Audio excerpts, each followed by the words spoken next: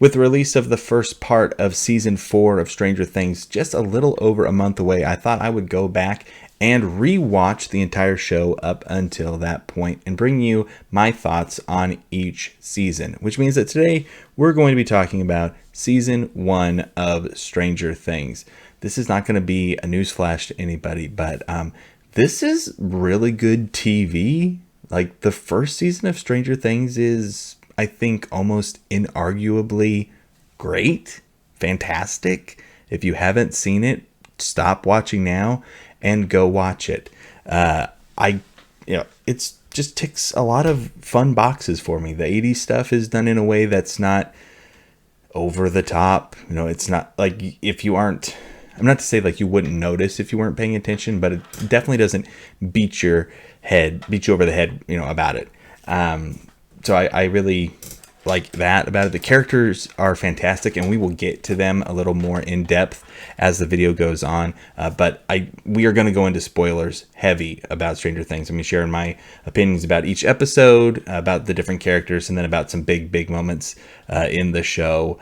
But yeah, so if you haven't seen it, I highly recommend watching Stranger Things. People can have their own opinions about some of the later seasons, but I love it all. But specifically, man, this first season, I forgot how great it was, and I'm glad that I went back and watched it. But let's go ahead and get into the plot. First, let's just hit on the fact that this show is almost 6 years old, which doesn't seem like it should be possible. July 15th, 2016 was truly a different time, right? And so, I don't know, it hit at just the right moment, right? This 80s stuff was getting big again, but hadn't quite hit that peak. I think that this really helped push that 80s moment for pop culture to its heights, right? I feel like from here and then maybe to the remake of the first part of the remake of It, were really kind of that last big, like, here we go, this is the peak. And then from there, it kind of fell off, and now is, not even something that's going on anymore. The 80s is not the cool thing to talk about. But I mean, it's just crazy to think about it. Almost 6 years ago. Time sure does fly. And we had a lot of good Stranger Things stuff since then. It's interesting, at least to me, that like there's not a lot of outside content. The show is pretty much self-contained. Like, there are a couple of video games that have been versions of the story, like season 3 had one, and they're always kind of like throwback looking games. But let's go ahead and just get down to the plot of the show. Again, this will be your last, if you're sticking around still and haven't left, spoilers are coming real quick, but just to give, I don't know, just kind of that elevator pitch of what the show is about. It's about this kid who disappears, this kid named William Byers, and how all of the people around him are affected. His family and his friends, and what they go through to try to bring him back, really. And that makes it sound like it could be really depressing, but the fact that it is very kind of like Stephen King science fiction-y with monsters and bullies that really fit like that Stephen King archetype, where they're just like way over the top. Like, I'm sure there are people like that exist in real life, but like to think that there are bullies that are treating kids this way is just really kind of scary as a parent. But we'll get to some specifics on that. But yeah, that's kind of like a really doesn't sell everything on the show either, because something that the show really does well is the characters. And again, like I said, we'll get to them specifically, but just to say, like, the little line of what it's about does not do the show justice. And so I cannot stress enough, give it a watch. If the first episode doesn't grab you, I don't know what is going to do that, because in my opinion, the first episode of Stranger Things is almost perfect. It's fantastic. So let's talk about it. Stranger Things season 1 is broken up into 8 episodes. They call it, and so they're listed as chapters on Netflix, which is where you can watch the show. You can also purchase it in physical media now on both Blu-ray and I think even regular DVD. And the first chapter is called The Vanishing of Will Byers. And so this episode is introducing us to all of the different characters that we're going to be seeing, and how they're initially reacting to Will disappearing. And I do appreciate that the show doesn't let us think that Will is actually like dead the whole time. It's not like, where is he? Is he going to be all right? I mean, you might be thinking, is he going to be all right? But you're not like, is he even alive? Is this all in vain? You know that he's still out there and that there's still hope. You get introduced to all of the kids, not very many of their parents, though. You get introduced to Will's family, his whole family, which is not a big family. His mom, Joyce, who is probably, I don't know, the lead. If I was going to have to pick one person, maybe the lead, Winona Ryder is the lead character of this first season. It's a huge ensemble cast. Like, to say one person is the main character is, I don't think, accurately representing the show at all.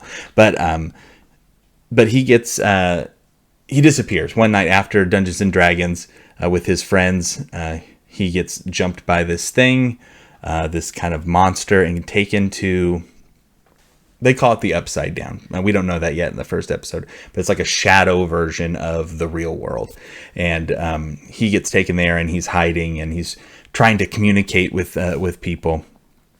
And this whole first episode is just a way to be introduced to all the characters, and all the characters come out swinging. The kids are all great. Hopper, the police chief, is fantastic and has great chemistry with everybody that he has a scene with, like right off of the bat. David Harbour is, I don't know. I think I would give him a pass for anything acting wise because of this show. Like, I'll watch whatever he's going to be in. But yeah, I don't know. The show starts off really strong, and at this point, everybody is still looking for Will. Nobody knows what is going on. But we are also then introduced to the other big thing that's going on in the show, which is this secret lab that is in the town that they live in. And it's being kind of, covered up as like the Department of Energy, so people don't go and pay attention to it at all. But really, it's this like secret government-run lab where they're doing experiments on kids. And so obviously you're like, well, these are bad guys. And our other main character, one of our other main characters, is named 11 and is a little girl who escapes out of the lab, same age as the boys. And her story over the first couple episodes really is like the story of E.T., specifically the second episode. So she gets found by the kids at the end of this first episode in the rain. And then the second episode, she's staying at Mike's house, and Mike's parents are gone, and he's getting ready to go to school and whatever, and he's setting her up. And it really is kind of like scene for scene, like that part of E.T. where he's setting up E.T. to like watch the TV and everything, and telling him about this is this and this is that. But instead of Reese's Pieces like in E.T., 11 likes Eggo waffles, and Eggo's got a big boost because of this show. I remember people talking about him in ways that I don't know if anyone had ever talked about Eggo waffles. Like, it was cool to get Eggos there for a while. Like, I know somebody who was Eggo waffles for Halloween the year after this came out. Like, that's how cool Eggo waffles were. Yeah, we don't need to get too much into the character stuff because we're going to hit it in just a little bit. But we're introduced to, I'd say, the real villain of this season as well in this episode. And that is Dr. Brenner, who 11 calls Papa. He's just bad. Like, this is the kind of guy where you see in a movie and you're reminded, like, yeah, just don't trust the government, right? Because like there's people like this getting to do their sick, weird experiments. And like, I'm not one to believe in conspiracies, but I definitely have a distrust for the government. And it's because of movies like and shows like this, right? Because I'm like, there's people that are doing this kind of messed up stuff. Anyway, that's enough of my conspiracy corner. The show has so many good ideas, and we get introduced to them in a really like even paced out like way where it isn't like too much all at once. You hear about a cool idea and you get to see it, and it gets to grow, and then you're introduced to another cool idea. And so like there's the monster, there's the Demogorgon, there's 11 who has her powers, who she can move things with her mind and everything. And then there's also like the Upside Down, like I mentioned, which is just that shadow version of the world. And then there's like the secret like government stuff that's going on. You're trying to figure out that too. And it just kind of all shows up in places where it's like, it's never boring. Like the pacing of this show is great. Something that like the Netflix Marvel shows wasn't great at. Like Marvel's gotten really, I think, pretty good at that with like their shows on Disney Plus now. But when it comes to like their early stuff on Netflix, there were like filler episodes that it just felt like were there to make the show be a certain length episode wise. But with this season of Stranger Things, at least, it feels like every episode is, you know, giving us what we need to be interested in these episodes. Those first couple episodes, episodes 2 and 3, we're also given a couple scenes with a character named Barb, and Barb is Nancy, who is Mike. Okay, Mike is Will, who disappeared. One of his best friends. And Mike's sister is named Nancy, and she's like the third lead of the show. And I definitely did not like her very much the first time I watched it, but I really appreciated her character this time around. She is cool.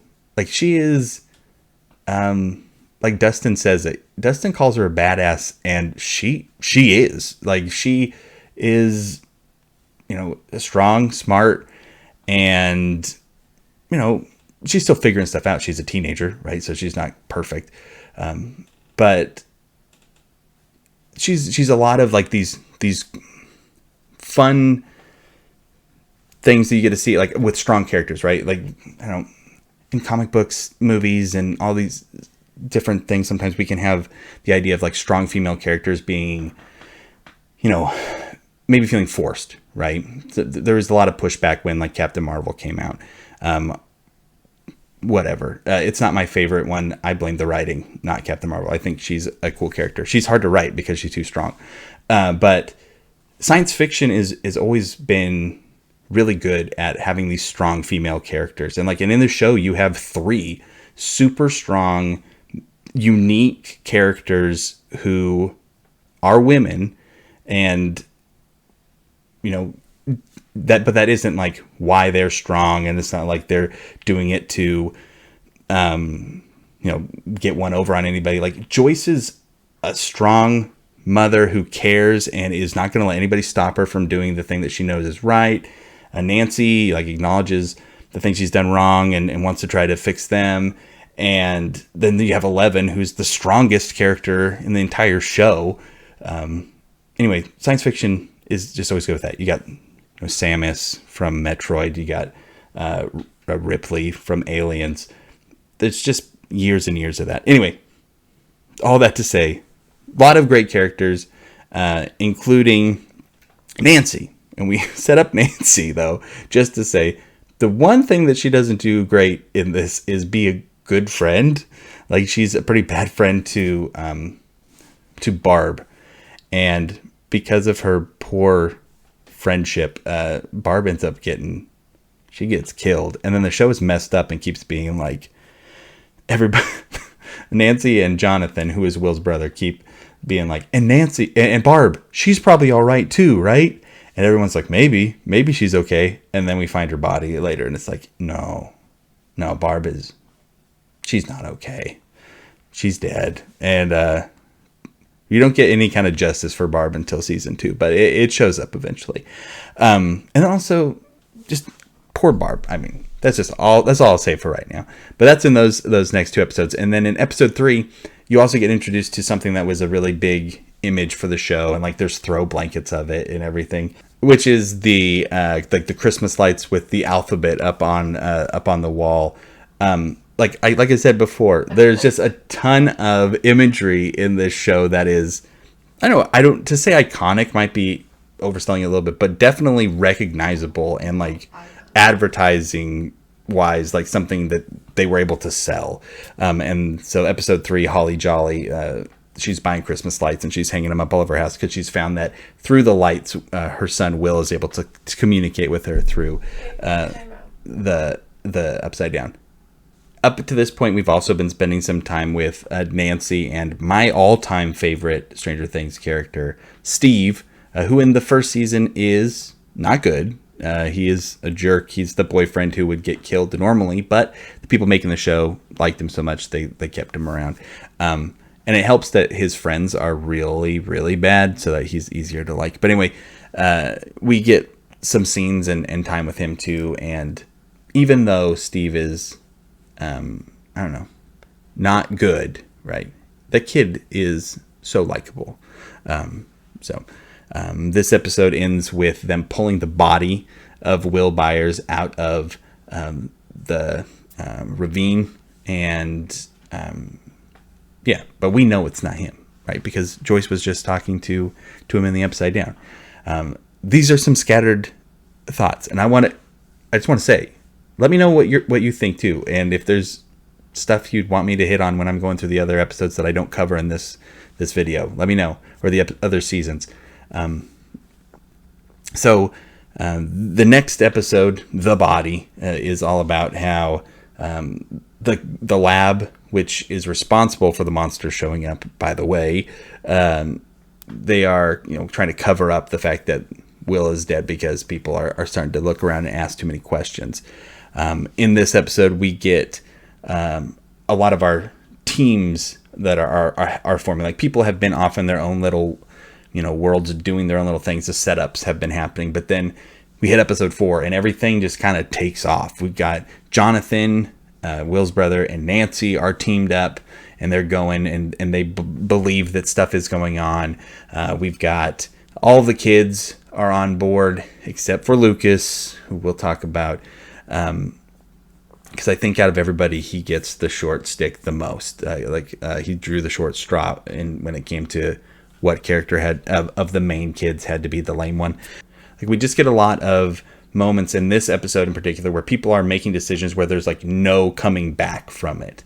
And Joyce she's just unhinged at this point. Like, she believes that her kid is still alive and they've found his dead body and they're going to get ready to bury it in this episode.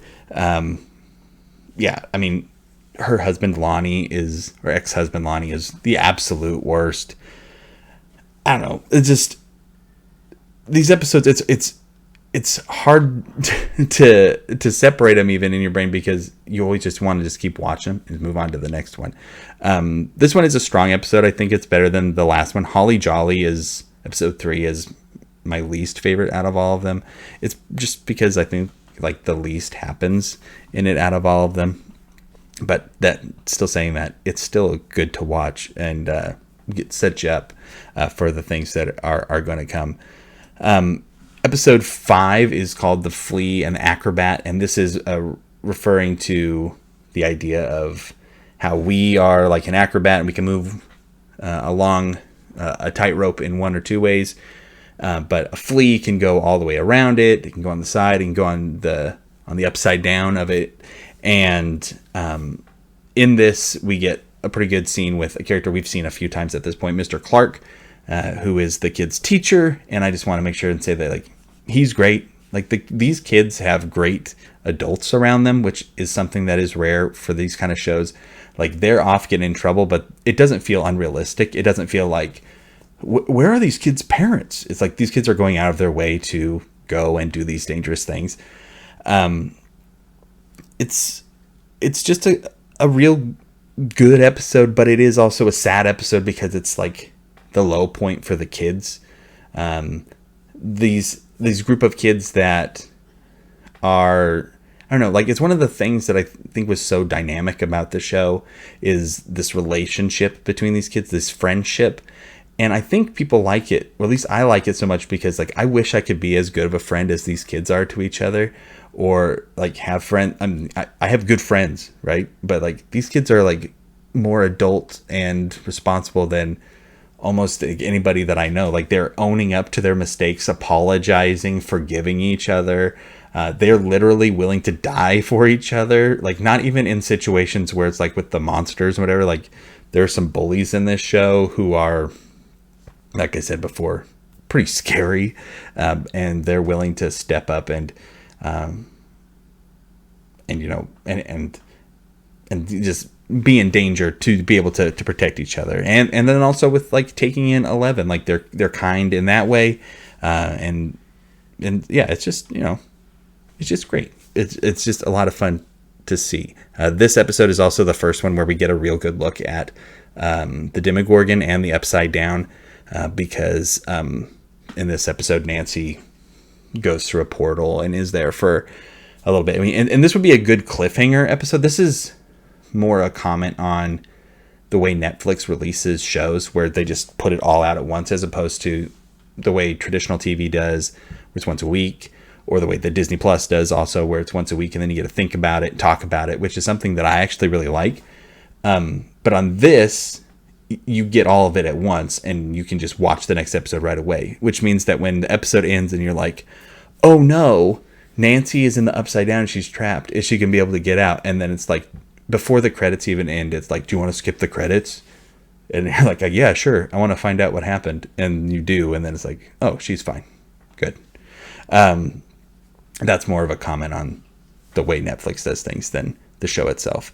But Nancy looks out, finds a hole to get out of the Upside Down right away. It would have been nice if that happened for Will, but it definitely didn't. What else happens in this episode? Let me check my notes real quick.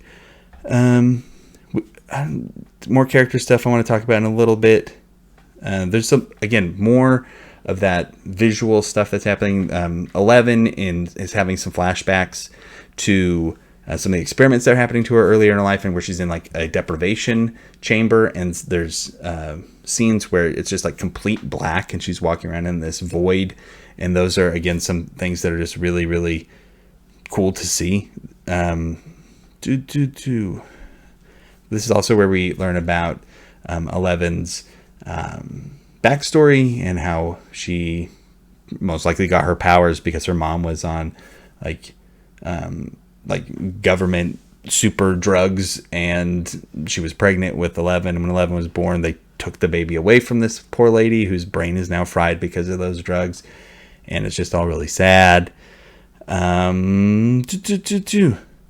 put in my notes that this town is full of psychopaths, because there's at least 3 people that are like trying to kill these kids that aren't related to like the government stuff that's going on, like kids and everything. I think that like this, I think that I'm more afraid of the teenagers and the kids than I am of like the monsters in these shows. Like sometimes a monster will get somebody, but it's always like, oh no, the monster got him.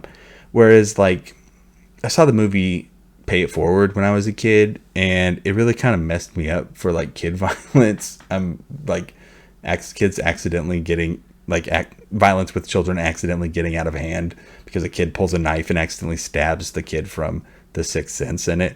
But a kid pulls a knife on another kid in the episode The Monster. And in that one, then 11 shows up and saves Mike. But then also she breaks the kid's arm.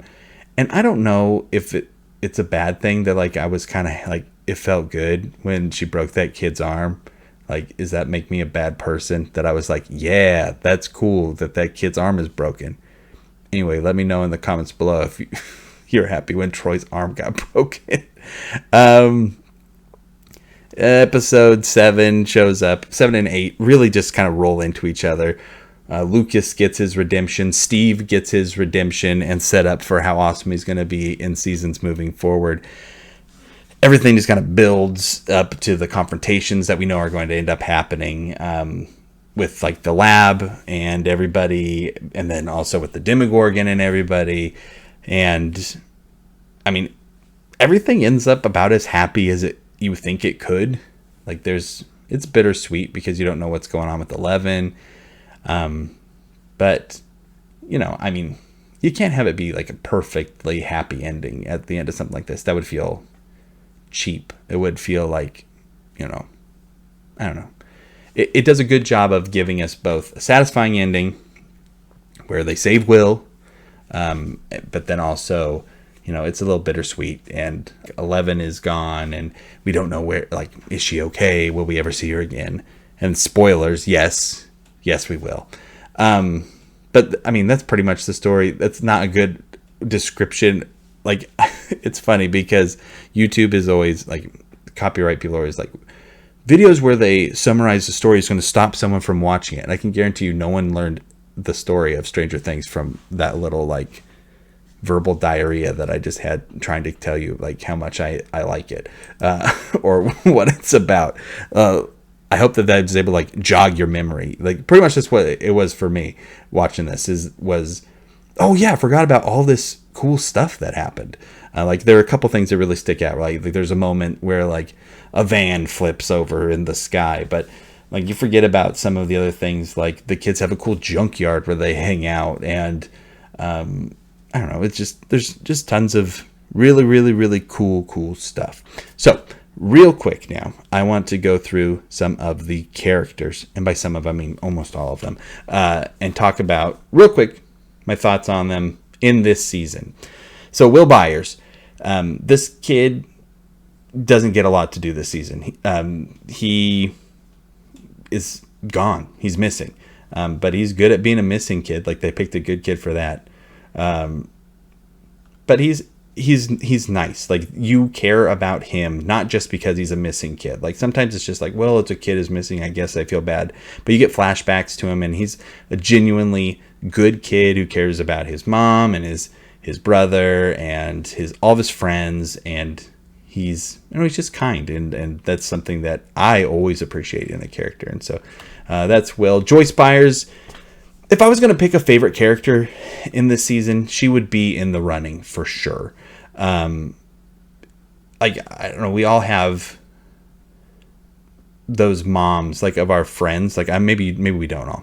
I remember growing up, and if your friend had a cool mom, and not like a cool mom like Mean Girls, but like a mom who was nice, right? A mom that would cared about what was going on with you and would ask those questions. Like that meant a lot, and that's like seems to be the kind of person that Joyce is. Like she's caring for 11 at different points in this season, but like she's a fighter in a really fun way to see Winona Ryder do, and she does a great job at it. Yeah, she gets some really funny moments. I mean, guys, she's great. It's kind of going through the different groups, right? So there's like the adult group, the teenage group, and then the kid group. And so with Joyce, most of her stuff is with Jim Hopper. And like I said before, I love Hopper. Like he would be in contention for favorite character as well. He makes some really funny faces, guys. I know it's a simple thing, but he makes some really funny faces and that I enjoy, and that it's always good to see when they get memed around the internet. His character, I mean, like all of them, all the characters over the show get bigger and more exaggerated. But the version of him here where he's like the police chief who is mourning the death of his daughter, I mean, it's just a good character. It's fun to see him punching bad government people in the face. But then the fact that he can do that, but then also really sell the sadness that he has. It's just really good. Our teenager storyline is, head up by Jonathan Byers, who is Will's brother. He is weird. He's a weirdo, but he is a nice weirdo, right? He takes pictures. He stands up against his dad, who is, again, a real jerk. Lonnie is the worst. And, him and Nancy have, I think, good chemistry. Like, it's a slow burn romantically. Like, they don't end up together at the end of this season. but you understand her falling for him. Like, there's sometimes in movies and shows it's like forced. It's like, well, these two main characters are going to end up together, but they shouldn't. Like, I wish she stayed with Steve because Steve's the best, but yeah, I like Jonathan. He's, again, I don't know, just kind of he's given a hard part. Like, to play a weirdo loser kid, and these are like words they call him. I don't really, I'm not meaning to sound so mean to him, but to do it in a way where it's well done and you still enjoy the character, and they still has redeeming things about them is good. And so, like, he's not like he's a complete burnout or anything, but I like Jonathan. Nowhere near the top, though. Nancy, though, was definitely a character that I appreciated more this time around. I don't know, just kind of knowing where her character was going helped me not get caught up in the, like, you're being a bad friend to Barb. Why did you bring Barb to this party? She doesn't want to be here. Just let her not come. Just go by yourself. Also, this is not a party. This is Steve and two other people. It's a lame party. And I'm going to say it. There's my hot take of the video. The party that Steve invites Nancy to, it's lame. And she shouldn't have gone. Because if she wouldn't have gone, Barb would still be alive. All that to say, Nancy's cool. And she's real gung-ho about killing that monster. I like her. Speaking of Barb, there she is. Whenever I see this actress in anything, I'm always like, hey, look, it's Barb. She died in Stranger Things. And I was sad about it. It's so messed up when she dies too, because like that one episode ends, like I think it's episode 2 ends, and she gets drug into a swimming pool, and you're like, oh no, Barb died. And then episode 3 starts, and it's like you're with Barb, and she's in the swimming pool, and she's like, oh no, I'm gonna get killed by that monster. And then she does, and you're like, oh dang, I had to watch Barb get killed twice. And then later they're walking around in the Upside Down, and they find Barb's dead body, and then a slug is like crawling out of her mouth. You're like, oh no, Barb, you're still so dead. Anyway, like, I feel real bad for Barb, because she was just trying to like be a good friend and watch out for Nancy. Anyway, R.I.P. Barb. Let's move on to Steve. He's the coolest, and but not in the way that he thinks he is. He'll become the coolest in season 2. In season 1, he's pretty lame. He thinks he's cool. I don't know why. He has like 2 friends, it seems like, and they're not even real friends. It's one of those things in a show where you're like, he's popular, but then I don't see anybody like wanting to talk to him. So I'm just taking the show's word for it, I guess. His hair also in this season is not as powerful as it becomes later. Like, he's like rocking Super Saiyan hair in season 2, and it works for me. In this one, it's whatever. He just looks like a normal kid. Anything else to say? I love that he comes in with the baseball bat at the end. I love it. Tommy and Carol are the worst. I don't know what it is about this kid's face, the boy, Tommy. But like, I really was hoping he was going to get eaten by a Demogorgon, and disappointed that didn't happen. In fact, extra disappointed when I checked the Wikipedia article, grabbing these pictures and everything, and saw that he's still listed as alive, which means that he's not going to get eaten in seasons 2 or 3 either. So it's disappointing. Carol, I guess, I mean, you're awful too. You can get eaten by Demogorgon as well, but I'm glad they don't show up as often, because they're a real bummer. Mike, hey, look, we're to the kids. The kids are great. Mike is great, and he has really had the career, I think, that's blown up the most out of everybody in Stranger Things. He's been in It. He was in Ghostbusters. I'm sure he's in other movies too that I'm forgetting about at the moment. But yeah, he's he's your main kid. He's like Nancy. It's Joyce, Nancy, and Mike. Those are the three main characters. And yeah, he's fallen in love. He's this little kid falling in love with 11, which is very cute to see. He gets a little kiss at the end, and she's all like, "What in the world's going on?" I don't know. He's a good friend, and I really like him. He's kind of boring, but that's just main character problem. They got to make him relatable, and so they're kind of boring sometimes. Like not in a way where it's so bad. Like he's not JD from Scrubs or anything. Like I don't hate him for being the main character. Like I hate JD from Scrubs. But yeah, he's good. He's good. He's good. Lucas. Here's what we need to talk about. Lucas is great, and a lot of the time he's great. But they had to have one of the kids be the kid that was the one saying like, "We can't trust 11. She's got superpowers. This is crazy. Will's probably dead. We gotta." And there had to be a kid that was like that, right? Because they can't just all be like, "Yeah, we're gonna go and we're just gonna find him and we're gonna try our best. And this is our new magic friend, 11," because that's pretty boring, like drama wise. So, like, I understand why he had to be the way he is. I am glad that the show has more than one season, and so he's able to grow, right? And he's able to turn into what he is in the last couple episodes and just be that consistently, which is awesome. He's got his camouflage bandana on. He's got a wrist rocket with a rock that they found that they call the monster killer. And he's got his walkie-talkie and his knife from Vietnam. And yeah, he's just cool. He brings a big energy.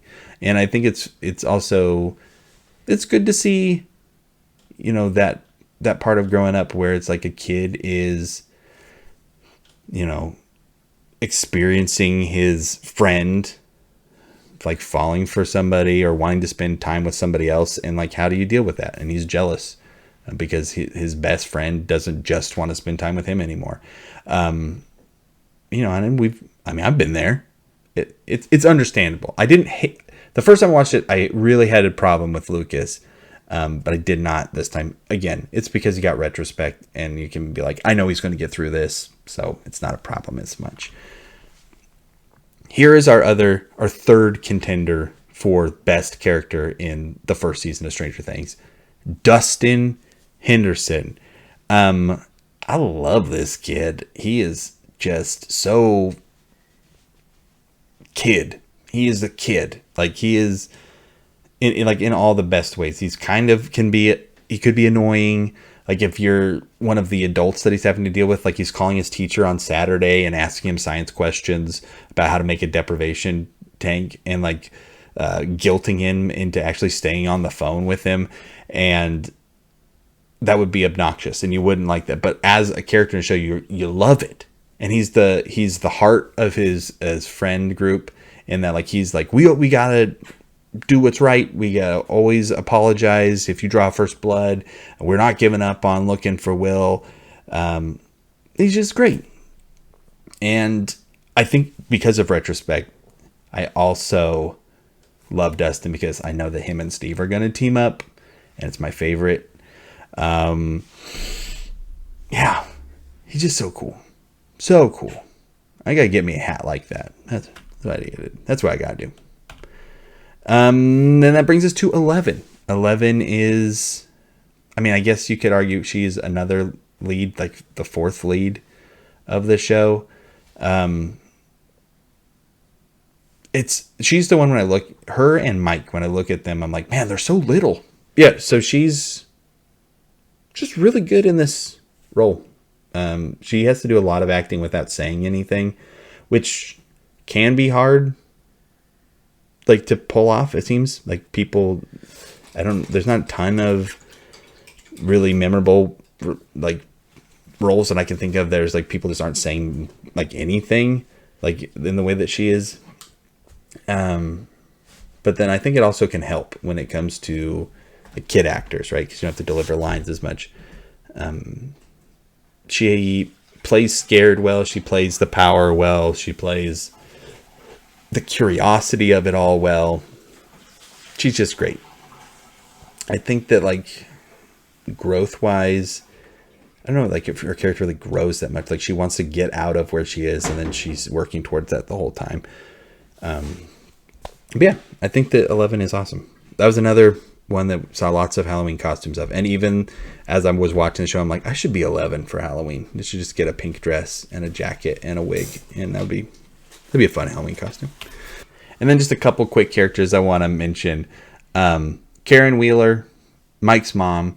I forgot how much she was actually in this first season. I like that she is like a realistic version of mom. She's like your anchor point on, like, this is what an adult should be acting like. She's concerned about Will and about her kids, but she's not like going off the deep end like Joyce is or anything. But she has some good moments with her kids, and you see that she actually cares about what's going on with them when, like, the police are showing up and everything. And so I do like her in this season. I want to point out Ted Wheeler, because his delivery of the line, "What did I do?" is my favorite thing in all of Stranger Things, because he's just so dumb. He's just like the worst. Like as a dad, I hope to never be like Ted Wheeler, was so out of it and not paying attention to what's going on that you don't understand, like, why anyone is acting the way they are, and like just saying the dumbest things whenever anyone is talking about what's going on. Like, they show him a picture of 11 who has no hair, and he's like, "What happened to her hair?" That's the thing he's concerned about. And I'm just like, you're so dumb, Ted. Anyway, don't like him. Here are those bullies, Troy and James. That guy on the left, there's Troy.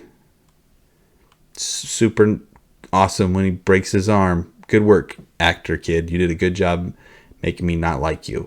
And then we hit up Dr. Brenner, Papa. He's evil, man. He's messed up. My big complaint with him, and maybe my biggest complaint out of the whole season, when he dies, it is so, like, not satisfying. Not what you want to have happen. He just gets, like, jumped by the Demogorgon. The Demogorgon, you just, like, jumps at him, and then you cut away, and that's it. And I'm like, I want to watch him get, like... We've watched 11, like, melt people's brains at this point. But, I mean, like, it's not... Again, that's kind of, again, maybe messed up to say. But, I don't know. At this point, I'm just being honest with you on what I want to see in Stranger Things. And then we get to the Demogorgon. Not a character, but definitely a presence. And definitely iconic. I will say iconic for sure on this one. They get kind of nerfed, right, as this show goes on, because there's more of them. Just like in Alien. Like in the first one, there's one, and it's the scariest thing, and we can't kill it at all. And then by the time the third season's showing up, it's like, this thing is nothing. We're fighting a monster as big as a shopping mall and winning. So, whatever. But it's definitely a good character. And I think it looks really cool. And that is season 1 of Stranger Things. If I was going to rate it as a season, like, I'd give it a 10. I'd give it a 10 out of 10. I think it's a perfect season of TV because it is as long as it needs to be. It's entertaining. I can't think of a bad performance really in the whole thing. Like, every performance feels natural to what the character should be doing. It's a quick watch. I watched it in 3 days, mostly because I had to get this video out, but I didn't mind. Yeah, I really, really, really understand why this thing took off the way it did, just based solely on this season. Man, I'm excited for season 2 to sit down and start watching it. And I'm going to do that. And then we'll get you some thoughts on that one as soon as I can. If you enjoyed hearing about Stranger Things, me rambling about it, hey, make sure to hit that like button. And also hit subscribe if you don't mind as well. Let me know below. Do you like Stranger Things? Looking forward to season 4. What's your favorite thing in season 1 that happened. Who's your favorite character? I want to hear all these things. I don't just say this to say it. I say it because I mean it. I'd love to hear in the comments what you think. That's going to finish up this video for us. Don't forget to check in next Saturday when we will have another video for you. Until then, take care, and we will see you next time. Bye.